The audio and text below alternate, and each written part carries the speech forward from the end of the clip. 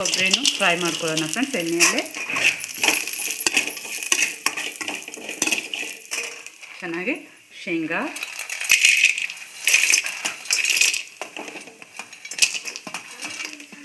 ಸ್ವಲ್ಪ ಎಣ್ಣೆ ಹಾಕಿ ಫ್ರೈ ಮಾಡಿಕೊಂಡ್ರೆ ಭಾಳ ಚೆನ್ನಾಗಿ ಜೊತೆ. ಇವಾಗ ಚಟ್ನಿ ಮಾಡಲಿಕ್ಕೆ ಬೆಳ್ಳುಳ್ಳಿ, ಹಸಿಮೆಣಸಿನ್ಕಾಯಿ, ಕೊಬ್ಬರಿ, ಹಸಿ ಕೊಬ್ಬರಿ ಮತ್ತು ಶೇಂಗಾ, ಇದು ನಾನು ಪುದೀನ ಹಾಕ್ತಾಯಿದ್ದೀನಿ, ಡೈಜೆಷನ್ಗೆ ಭಾಳ ಒಳ್ಳೆಯದಂತ. ಇವಾಗ ಇದು ಫ್ರೈ ಮಾಡ್ಕೊಳ್ಳೋಣ ಬನ್ನಿ.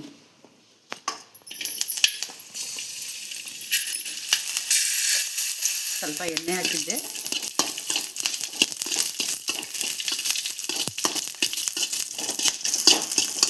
ಇದು ಬೆಳ್ಳುಳ್ಳಿ ಹಾಕ್ತಾಯಿದ್ದೀನಿ ಮತ್ತು ಒಂದು ಸ್ವಲ್ಪ ಹುಣಸೆ ಹಣ್ಣು ಹಾಕಿದರೆ ಭಾಳ ರುಚಿಕರವಾದ ಚಟ್ನಿ ರೆಡಿ. ಅಷ್ಟು ಉಪ್ಪು ಹಾಕ್ತಾಯಿದ್ದೀನಿ. ಇವಾಗ ಮಿಕ್ಸರ್ ಮಾಡೋಣ ಬನ್ನಿ. ಇವಾಗ ಎಲ್ಲ ಮಿಕ್ಸರ್ ಜಾರಿಗೆ ಹಾಕೋತಾ ಇದ್ದೀನಿ. ಇವಾಗ ಮಿಕ್ಸರ್ ಮಾಡ್ಕೊಂಡು ಬರೋಣ ಬನ್ನಿ ಫ್ರೆಂಡ್ಸ್. ಸ್ವಲ್ಪ ಕೊತ್ತಂಬರಿ ಸೊಪ್ಪನ್ನು ಹಾಕ್ತಾಯಿದ್ದೀನಿ.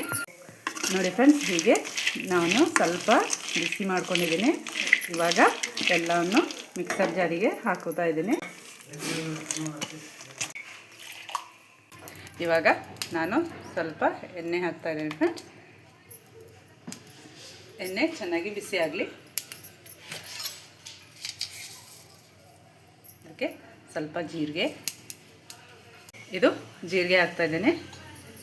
ಇದಕ್ಕೆ ನಾನು ಕೆಂಪು ಮೆಣಸಿನ್ಕಾಯಿ ಹಾಕ್ತಾಯಿದ್ದೀನಿ ಫ್ರೆಂಡ್ಸ್, ಮತ್ತು ಕರಿಬೇವು ಹಾಕ್ತಾಯಿದ್ದೀನಿ. ಚಟ್ನಿಗೆ ಒಗ್ಗರಣೆ ಹಾಕಿದಂಥ ಎಣ್ಣೆ ಹಾಕೋಣ ಬನ್ನಿ. ಇವಾಗ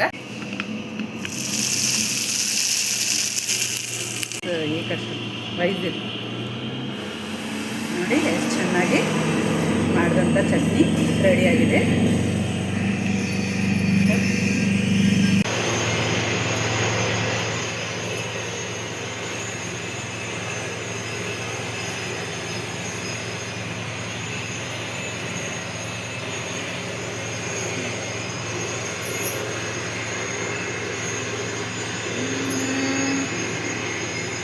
Zoomer